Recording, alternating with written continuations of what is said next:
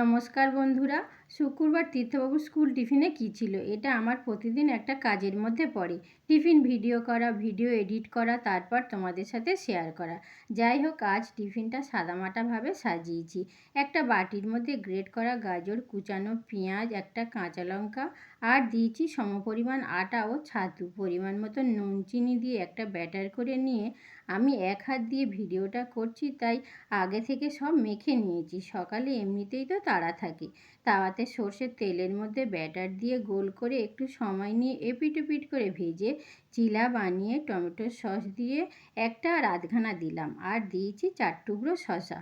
তোমাদের দাদাভাই সকালে পেয়ারা এনেছি, সেই পেয়ারা কেটে দেখি পোকা পেয়ারা। আবার অন্য একটা পেয়ারা কেটে 2 টুকরো করে দিয়ে দিলাম। 1 বোতল ঠান্ডা জলের সাথে টিফিন ভিডিও বা টিফিন আইডিয়া ভালো লাগলে ছোট্ট করে একটা লাইক করো। ধন্যবাদ।